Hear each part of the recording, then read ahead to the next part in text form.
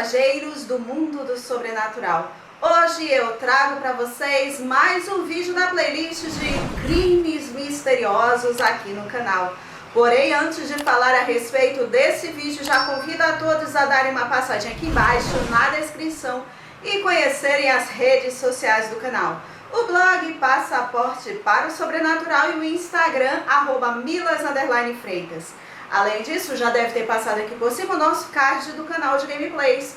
Ou seja, se você gosta de games, vá lá, se inscreva e participe dos nossos jogos gravados em estreia. E também já deve ter passado aqui por cima o nosso card do canal de reflexões, pensamentos, reviews de obras que não sejam de terror, horror e suspense e mangás de todos os gêneros. Então, se você gosta dessa temática, vá lá, se inscreva e de logo seja muito bem-vindo. Então, pessoal, você já deve ter notado um novo botão aqui embaixo. Trata-se do botão Seja Membro. Caso queira ajudar o canal se tornando membro com a quantia de R$ 1,99 por mês, você terá o benefício de ter a Cavernosa ao lado de seu nome, além de prioridade na resposta aos comentários. Desde logo agradeço àqueles que já são membros e aos que se tornarão membros para ajudar o canal. Muito obrigada! Então, pessoal, conforme lhes falei, hoje lhes trago mais um vídeo da playlist de crimes misteriosos. No vídeo de hoje falaremos acerca de uma tragédia que se deu na véspera de Natal, em 24 de dezembro de 1945. Um incêndio destruiu uma residência em que se encontravam um pai, uma mãe e 9 crianças. Desse incêndio, o pai, a mãe e 4 crianças conseguiram escapar, enquanto que as outras 5 nunca mais foram encontradas e a família crê que elas tenham sobrevivido. Falo-lhes do desaparecimento dos irmãos Sodder. Então, quer saber mais a respeito e participar dessa investigação comigo? Aguardem após a intro do canal. Até já!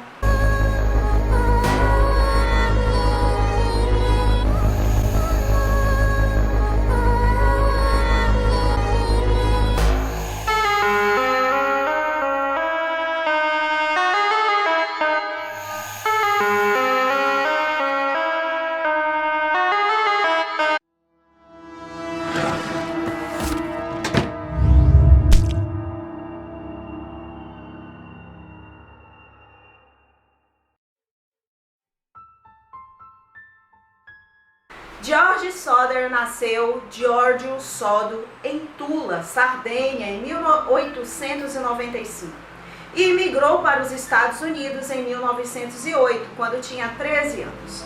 Um irmão mais velho que o acompanhou até Ellis Island retornou imediatamente para a Itália, deixando George sozinho.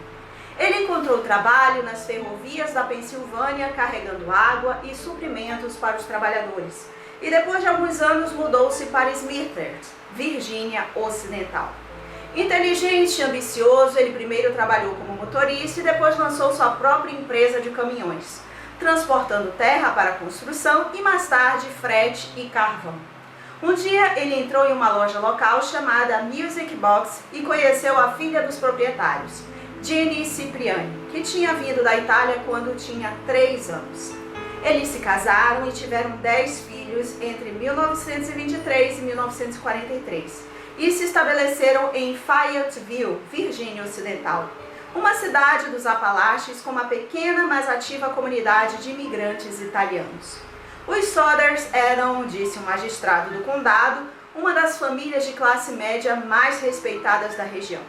George tinha opiniões fortes sobre tudo, desde negócios até eventos atuais e política. Mas era por algum motivo reticente em falar sobre a sua juventude. Ele nunca explicou o que tinha acontecido na Itália para fazê-lo querer ir embora. Os Sodders costuraram uma série de momentos estranhos que levaram ao incêndio. Houve um estranho que apareceu na casa alguns meses antes, durante o outono, questionando sobre o trabalho de transporte. Ele andou até os fundos da casa, apontando para 2 caixas de fusíveis separadas e disse: "Isso vai causar um incêndio algum dia." Estranho, George pensou, especialmente porque ele tinha acabado de mandar verificar os acontecimentos da empresa de energia local, que ele declarou estarem em boas condições. Na mesma época, outro homem tentou vender um seguro de vida à família e ficou irado quando George não aceitou. Sua maldita casa está virando fumaça, ele alertou, e seus filhos vão ser destruídos. Você vai ser pago pelos comentários sujos que tem feito sobre Mussolini. George era de fato franco sobre sua antipatia pelo ditador italiano. Ocasionalmente se envolveu em discussões acaloradas com outros membros da comunidade italiana de Fayetteville. E na época não levou as ameaças do homem a sério. Os filhos mais velhos dos Sodder também se lembraram de algo peculiar. Pouco antes do Natal, eles notaram um homem estacionado na rodovia US Highway 21, observando atentamente as crianças mais novas enquanto elas voltavam da escola. Por volta do 12h30, no dia de véspera de Natal, depois que as crianças abriram alguns presentes e todos foram dormir, o toque estridente do telefone quebrou o silêncio. Jane foi atender. Uma voz feminina desconhecida estava do outro lado da linha. Ouvem-se risadas estridentes e copos tilintando ao fundo. Jane disse: "Você ligou para o número errado", e desligou. Voltando na ponta dos pés para a cama, ela descobriu que todas as luzes do andar de baixo ainda estavam acesas e as cortinas abertas. A porta da frente estava destrancada. Ela viu Marion dormindo no sofá da sala de estar e presumiu que as outras crianças estavam lá em cima na cama. Ela apagou as luzes, fechou as cortinas, trancou a porta e voltou para o seu quarto. À 1h, Jane foi novamente acordada pelo som de um objeto batendo no telhado da casa com um estrondo alto e depois um barulho de rolamento. Depois de não ouvir mais nada, ela voltou a dormir. Depois de mais de meia hora, ela acordou novamente, sentindo o cheiro de fumaça. Quando ela se levantou novamente, ela descobriu que o quarto que George usava como escritório estava pegando fogo ao redor da linha telefônica e da caixa de fusíveis. Jane o acordou e ele, por sua vez, acordou seus filhos mais velhos. Ambos os pais e 4 de seus filhos, Marion, 19 anos, Sylvia, 3 anos, John, 22 e George Jr., 16, escaparam da casa. Eles gritaram freneticamente para as crianças no andar de cima, mas não ouviram resposta. Eles não podiam subir lá porque a escada em si já estava em chamas. John disse em sua primeira entrevista policial após o incêndio que subiu ao sótão para alertar seus irmãos que dormiam lá. Embora mais tarde tenha mudado sua história para dizer que apenas ligou para lá e não os viu de fato. Os esforços para encontrar ajuda e resgatar as crianças foram complicados. O telefone não funcionou. Então Marion correu para a casa de um vizinho para ligar para o Corpo de Bombeiros de Fayetteville. Um motorista na estrada próxima também viu as chamas e ligou de uma taverna próxima. Eles também não tiveram sucesso porque não conseguiram falar com a operadora porque o telefone estava quebrado. O vizinho ou o motorista que passavam finalmente conseguiram falar com o Corpo de Bombeiros de outro telefone no centro da cidade. George, descalço, tentou escalar a parede externa da casa e quebrou uma janela, cortando seu braço durante esse processo. Ele e seus filhos pretendiam usar uma escada para o sótão para resgatar as outras crianças. Mas ela não estava em seu lugar habitual, encostada na casa, e não pôde ser encontrada por perto. O barril de água que poderia ter sido usado para apagar o fogo estava congelado. George então tentou puxar os 2 caminhões que ele usava em seu negócio até a casa e usá-los para subir até a janela do sótão, mas nenhum deles ligou, apesar de ter funcionado perfeitamente durante o dia anterior. Frustrados, os 6 Sodders que escaparam não tiveram escolha, a não ser assistir a casa queimar e desabar nos próximos 45 minutos. Eles presumiram que as outras 5 crianças haviam morrido no incêndio. O Corpo de Bombeiros, com pouca mão de obra devido à guerra e contando com bombeiros individuais para ligar uns para os outros, não respondeu até mais tarde naquela manhã. O chefe F.J. Morris disse no dia seguinte que não chegou a tempo por sua incapacidade de dirigir o caminhão de bombeiros, exigindo que ele esperasse até que alguém que pudesse dirigir estivesse disponível, chegando ao local apenas às 8 horas da manhã. Os bombeiros, um dos quais era irmão de Jane, pouco puderam fazer além de olhar as cinzas que foram deixadas no porão dos Sodders. Às 10 horas da manhã, Morris disse aos Sodders que eles não tinham encontrado nenhum osso. Como seria de se esperar se as outras crianças estivessem na casa enquanto ela queimava? De acordo com outro relato, eles encontraram alguns fragmentos de ossos e órgãos internos, mas optaram por não contar à família. Há quem diga ainda que a pesquisa pode ter sido superficial no local. No entanto, Morris acreditava que as crianças desaparecidas, Maurice, 14, Martha, 12, Luiz, 9, Jenny, 8 e Beth, 5, teriam morrido no incêndio, sugerindo que estava quente o suficiente para queimar seus corpos completamente. Morris disse a George para deixar o local intocado para que o gabinete do chefe do Corpo de Bombeiros do estado pudesse conduzir uma investigação mais completa. No entanto, depois de 4 dias, George e sua esposa não aguentaram mais a visão do imóvel destruído. Então ele demoliu 1,5 metros de terra sobre o local com a intenção de convertê-lo em um jardim memorial para as crianças perdidas. O legista local convocou um inquérito no dia seguinte que considerou a causa do incêndio um acidente causado por fiação defeituosa. As certidões de óbito das 5 crianças foram emitidas em 30 de dezembro. O jornal local se contradisse, afirmando que todos os corpos foram encontrados. Mas depois, na mesma história, relatou que apenas parte de um corpo foi recuperado. George e Jenny estavam muito aflitos para comparecer ao funeral em 2 de janeiro de 1946, mas seus filhos sobreviventes compareceram.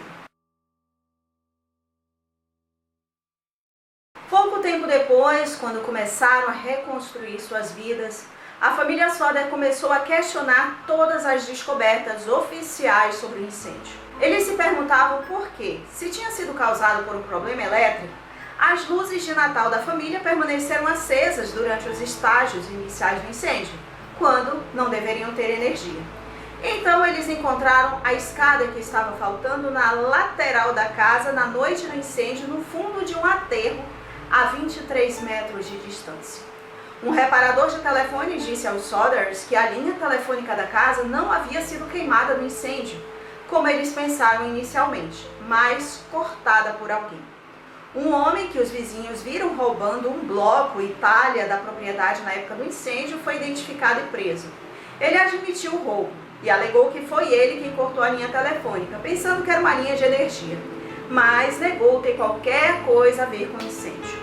No entanto, não existe nenhum registro identificando o suspeito. E por que ele teria desejado cortar qualquer linha de serviço público para a casa dos Sodders, enquanto roubava o bloco e talha, nunca foi explicado.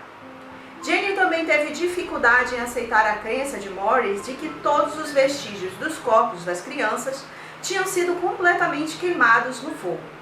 Muitos dos eletrodomésticos foram encontrados, ainda reconhecíveis, nas cinzas, junto com fragmentos do telhado de zinco. Ela contrastou os resultados do incêndio com um relato de jornal sobre um incêndio residencial semelhante que ela leu na mesma época que matou uma família de 7 pessoas. Restos mortais de todas as vítimas foram relatados como tendo sido encontrados naquele caso. Jenny queimou pequenas pilhas de ossos de animais para ver se eles seriam completamente consumidos. Nenhum nunca foi. Um funcionário de um crematório local que ela contactou disse a ela que ossos humanos permanecem mesmo depois que corpos são queimados a 2.000 graus Fahrenheit, ou seja, 1.090 graus Celsius, por 2 horas.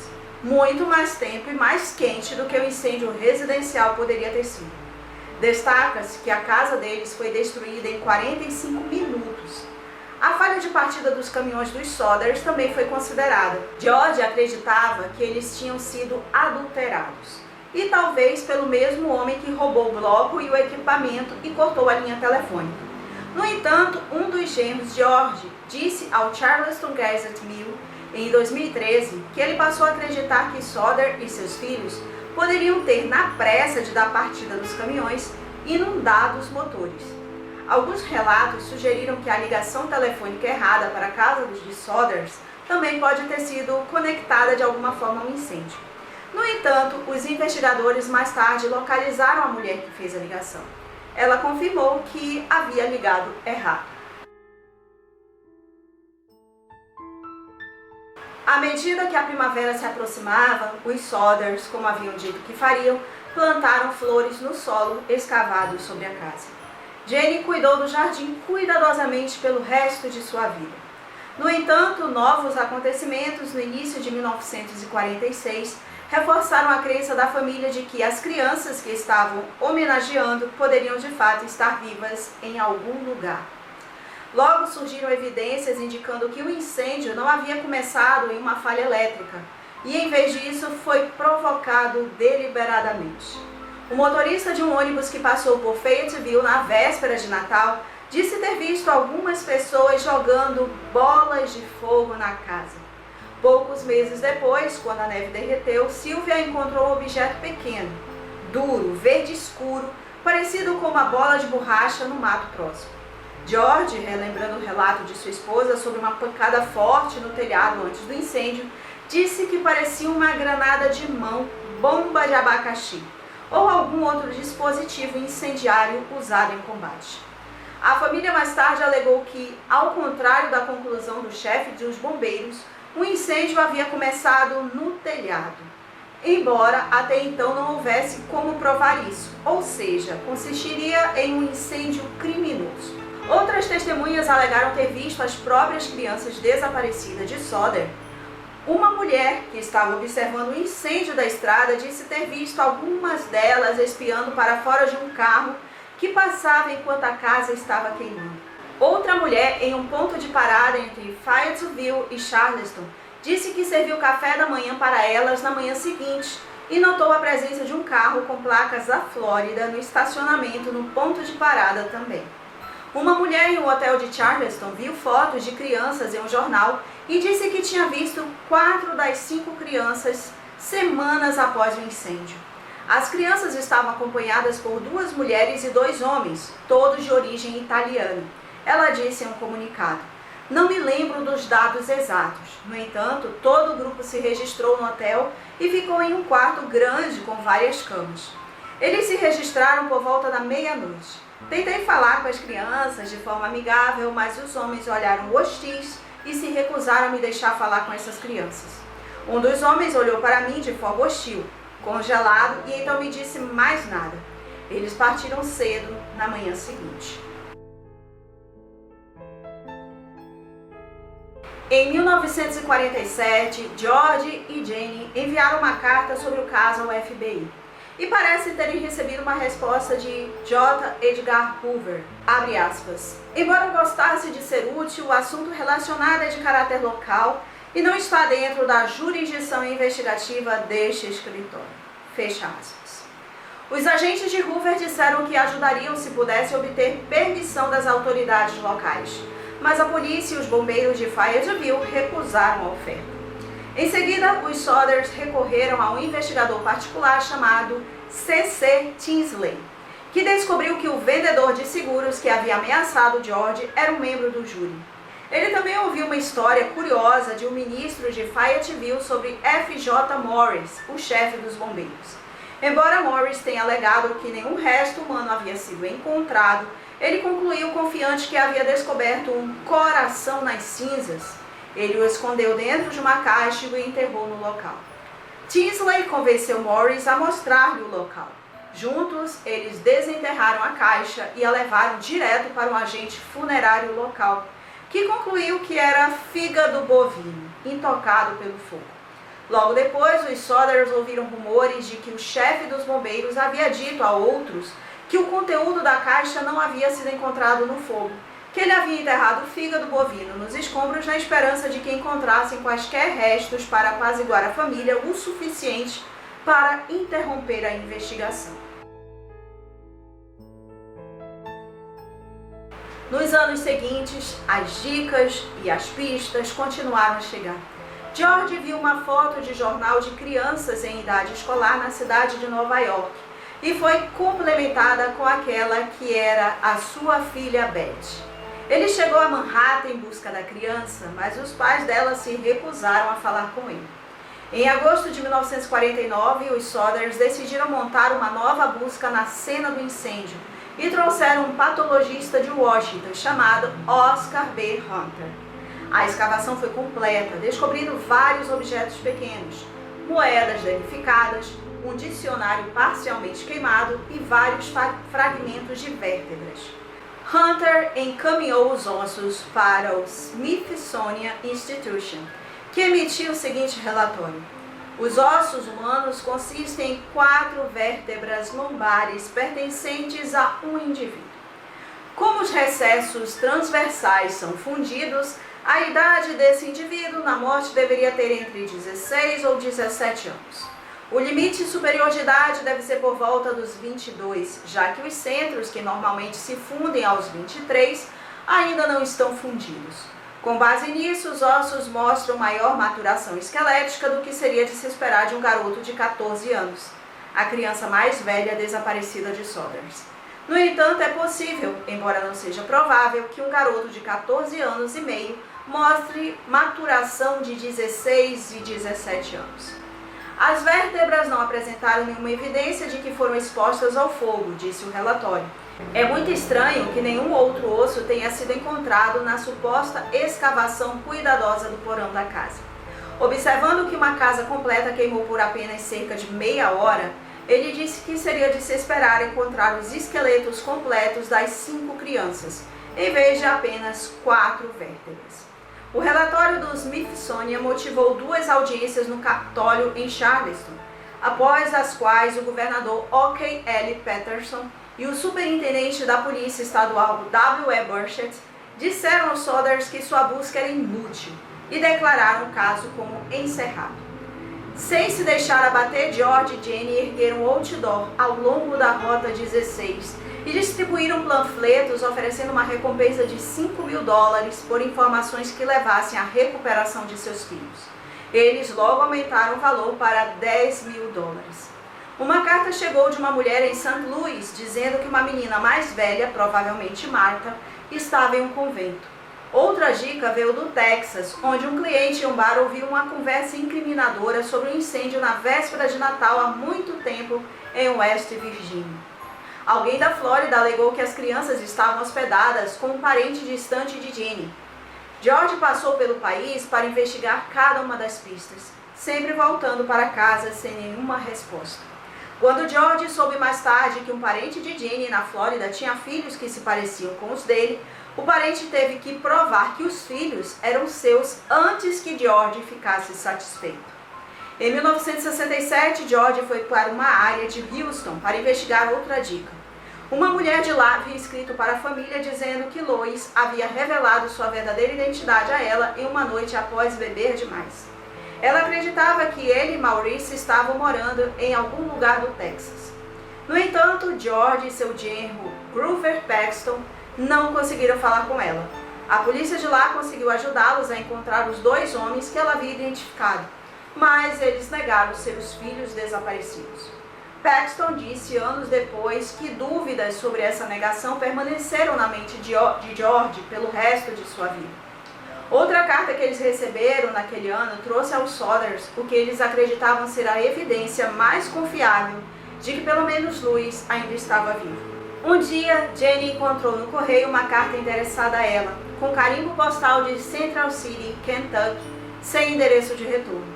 Dentro havia uma foto de um jovem de cerca de 30 anos, com características muito parecidas com a de Louis, que teria 30 anos se tivesse sobrevivido. No verso estava escrito: Louis Sother, eu amo o irmão Frank, meninos, terceiro, A 90132 ou 35. A família contratou outro detetive particular para ir a Central City e investigar a missiva, mas ele nunca retornou aos Sothers e eles não conseguiram localizá-lo depois. A foto, no entanto, deu-lhes esperança. Eles adicionaram ao outdoor, deixando Central City fora dela e de qualquer outra informação publicada por medo de que Louis pudesse se machucar, e colocaram uma ampliação dela sobre a lareira. George admitiu ao Charleston Gazette Mill no final do ano seguinte que a falta de informação tinha sido como bater numa parede de pedra. Não podemos ir mais longe. No entanto, ele prometeu continuar. O tempo está se esgotando para nós. Ele admitiu em outra entrevista naquela época. Mas nós só queremos saber se eles morreram no incêndio. Queremos ser convencidos. Caso contrário, queremos saber o que aconteceu com eles. George Soder morreu em 1969. Jane e seus filhos sobreviventes, exceto John, que acredita que os irmãos realmente tenham falecido, continuaram a buscar resposta para suas perguntas sobre o destino das crianças desaparecidas. Após a morte de George, Jane permaneceu na casa da família, colocando uma cerca ao redor dela e adicionando cômodos adicionais. Pelo resto de sua vida, ela usou preto em luto e cuidou do jardim no local da antiga casa. Após sua morte, em 1989, a família finalmente retirou o outdoor. As crianças sobreviventes de Soders, acompanhadas por seus próprios filhos, continuaram a divulgar o caso e investigar pistas. Eles, junto com moradores mais velhos de Fayetteville, teorizaram que a máfia siciliana estava tentando extorquir dinheiro de George, e as crianças podem ter sido levadas por alguém que sabia sobre um incêndio criminoso planejado, e disse que estariam seguras se saíssem de casa. Elas foram possivelmente levadas de volta para a Itália. Se as crianças tivessem sobrevivido todos aqueles anos e estivessem cientes de que seus pais e irmãos também sobreviveram, a família acredita que elas podem ter evitado o contato para mantê-las longe do perigo. Sylvia Soder Paxton, a mais nova dos irmãos Soder sobreviventes, morreu em 2021. Ela estava em casa na noite do incêndio, que ela disse ser sua primeira lembrança. Abre aspas. Eu fui a última das crianças a sair de casa. Fecha aspas. Ela lembrou ao Gazette Mill em 2003. Ela e seu pai costumavam ficar acordados até tarde conversando sobre o que poderia ter acontecido. Abre aspas. Eu experimentei a dor deles por muito tempo.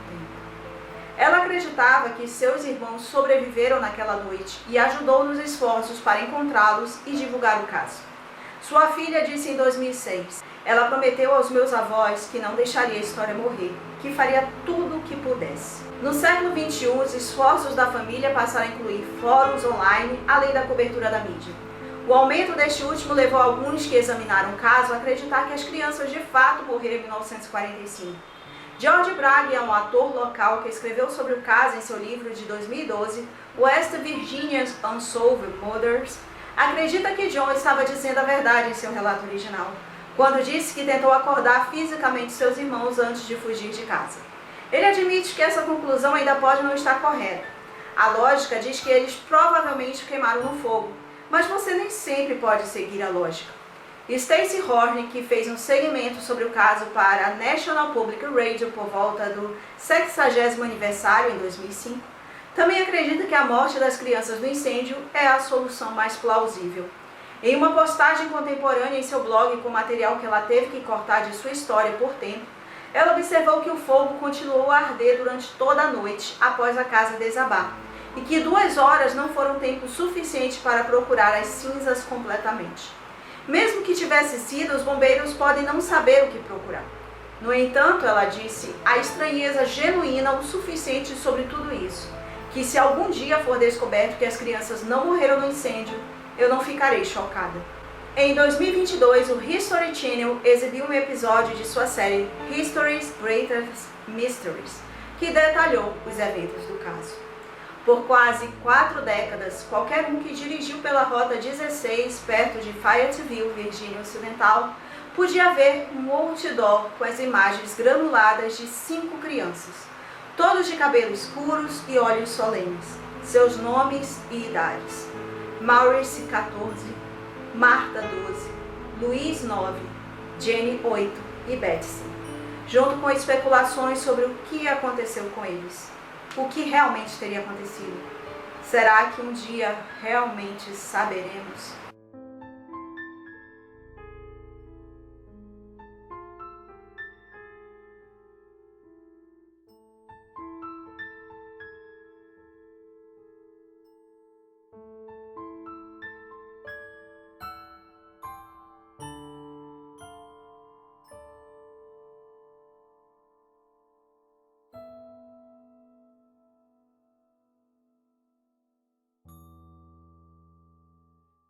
Então, pessoal, você já tinha escutado falar a respeito dos desaparecimentos dos irmãos Soder? Eu já tinha escutado falar, inclusive esse roteiro eu já tinha bastante tempo. E como foi muito extenso, né, demorou para gravar, mas tá aqui o vídeo. Espero que vocês gostem de vídeos longos. Então, em relação a esse caso, como eu já falei a respeito do desaparecimento de nome e outros casos que eu também já trouxe nessa playlist de crimes misteriosos, eu acredito que um desaparecimento é pior que uma morte, um assassinato. Porque no assassinato, com a morte, você tem ali um corpo. Você sabe que aquela pessoa se foi, que aquela pessoa não está mais presente fisicamente. Mas o desaparecimento é uma constante busca para saber se aquela pessoa está viva ou não. É um constante sofrimento para a família. Porque a partir do momento que ela, vamos dizer assim, aceita que a pessoa morreu, ao mesmo tempo ela se questiona, será que eu não deveria estar procurando essa pessoa, esse meu ente querido? Então, os pais, eles viveram nessa constante busca para saber o que realmente tinha acontecido. E eu acredito que tenha sido realmente, pelos fatos, por tudo que eu encontrei, um incêndio criminoso. E como dizem, será que essas crianças elas não foram sequestradas? Vai saber, né? Até hoje não se tem uma resposta. Os pais já faleceram. Eu acredito que os irmãos ainda tenham alguns vivos, não sei, provavelmente sim. Mas ainda existem os parentes, né? E outra, a gente não sabe se realmente essas crianças que desapareceram, elas talvez, mesmo que elas não tenham morrido na época, elas ainda estejam vivas atualmente, né? Vai saber. Então, pessoal, espero que vocês tenham gostado de mais um vídeo. Se vocês gostaram, dê um like. Não esqueçam de compartilhar esse vídeo com seus amigos, porque assim também ajuda o canal. Se é a sua primeira vez aqui no canal, você chegou a partir desse vídeo e gostou, inscreva-se aqui embaixo, ative o sino de notificações para ficar sabendo a respeito dos próximos vídeos. Porque além desse vídeo da playlist de crimes misteriosos, há uma playlist de mistério, lenda, ufologia, lado sombrio dos games e muitas outras. E há duas playlists em que a participação de vocês, a participação dos inscritos. Uma de experiência sobrenatural e outra de foto ou fotografia fantasma. Ou seja, se você vivenciou uma experiência sobrenatural e queira compartilhar aqui no canal, vou deixar meu e-mail aqui embaixo e na descrição. E você pode me encaminhar seu e-mail com o assunto experiência sobrenatural. Ou então você pode encaminhar via áudio no WhatsApp que eu vou deixar aqui embaixo na descrição. Apenas peço que se identifique e diga a sua localidade para que eu entre em contato. E se você tem uma foto, fotografia fantasma, ufológica inexplicável e também queira compartilhar aqui no canal, vou deixar meu e-mail aqui embaixo na descrição e você pode me encaminhar seu e-mail com o assunto foto ou fotografia fantasma para que eu faça um vídeo e compartilhe aqui com todos. Então, muito obrigada por assistir e até o próximo vídeo de crimes misteriosos aqui no canal. Beijo!